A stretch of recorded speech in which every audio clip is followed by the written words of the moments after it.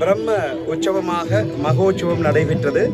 இது சந்திரமௌலீஸ்வரர் சாந்தநாயகி அம்பாள் குடியிருக்கும் டோட்டனுடைய வருடாந்த மகோற்சவம் சிறப்பாக நடைபெற்றிருக்கிறது. இன்று இந்த சிறப்பு வைபவம் என்பது திக்விஜயமாக நடைபெற்றது.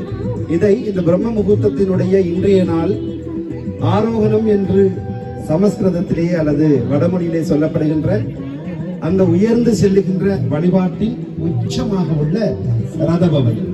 இந்த ரதபவனி நிறைவு கண்டு இப்பொழுது பிராயச்சித்தத்துக்குரிய வழிபாடாக கொஞ்சம் கொஞ்சமாக அவரோகண வழிபாடுகள் இன்றிலிருந்து ஆரம்பமாகும். இன்று நடைபெறுகின்ற இந்த பச்சை சாத்துதல் என்பது நாம் செல்லுகிற திக்விஜயத்திலே துர்தேவதைகள் அல்லது துர் எண்ணங்கள் கொண்டவர்களுடைய எண்ணங்கள் சிதைக்கப்பட்டு நல்ல எண்ணங்களும் நல்ல தேவதைகளும் ஆங்காங்கே இஷ்ட தெய்வங்களை எல்லாம் நிறுவியதாக ஐதீகமாக சொன்னாலும் போகிற திசையெல்லாம் நாங்கள் ஒவ்வொருவராக இறைவனுக்கு பின்னே சொன்ன நாமங்களும் பஜனைகளும் வழிபாடுகளும் எங்கள் இருந்த துர்க்குணங்களை அப்படியே அற்றுப்போகச் செய்திருக்கிறது. இப்படி அற்றுப்போகச் செய்கிற பொழுதும் இந்த லோகத்தினுடைய நிமித்தம் லௌகிகம் என்கின்ற ஒரு செயற்பாடு தொடர்ச்சியாக நடைபெறுகிறது. அதற்காக பிராயச்சித்தம் செய்ய வேண்டும்.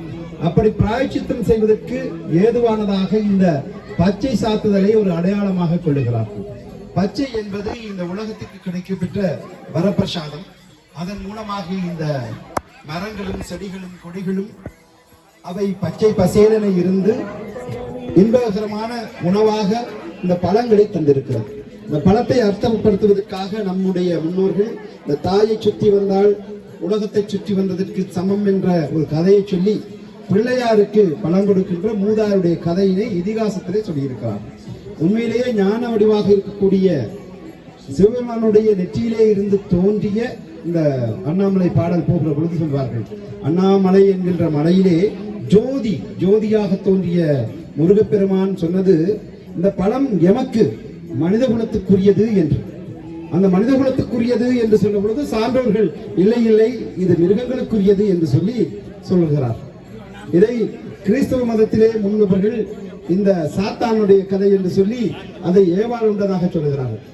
முதலிலே இந்த பழங்களை மனிதர்கள் உண்ணலாம் என்கின்ற தத்துவார்த்தத்தை நமக்கு புலப்படுத்தியவன் சிவபெருமானுடைய நெற்றியிலே இருந்து தோன்றிய அந்த முருகக் கடவுள்.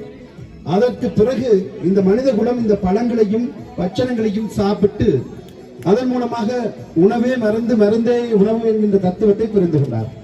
இயற்கையிலேயே வழிபட்ட அந்த வழிபாட்டை இன்றளவிலும் வைதிக சடங்குகள் எத்தனை வந்தாலும் இன்றைக்கும் தமிழர்கள் தக்க வைத்திருக்கிறார்கள். அந்த தக்க வைத்திருக்கக்கூடிய தமிழர்களுடைய பூர்வீக வழிபாடாக இந்த மடை இருக்கிறது.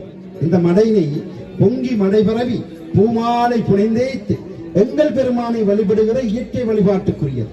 குறிஞ்சி, முல்லை, மருதம், நெய்தல், பாறை என்று ஐநிலங்களுக்கு உரிய கொற்றவை காளியோடு முடிகிற வழிபாடாக இருந்தாலும் முதலிலே தோன்றிய குறிஞ்சி வழிபாடாக இருக்கக்கூடிய மலையும் மலை சார்ந்த இடத்திலும் இருந்த மக்கள் வழிபட்ட அந்த மலையே அண்ணாமலையானாக அந்த சிவலிங்கமாக உருவம் பெறுகிறது. அங்கிருந்த அந்த திணையும் பழங்களும் இருந்த தேனுமாக வழிபட்ட வழிபாட்டை தான் இங்கே இப்பொழுது அடையாளப்படுத்தி அந்த வழிபாட்டை செய்கிறார்கள். இந்த பசுமையான எண்ணங்களையும் சிந்தனைகளையும்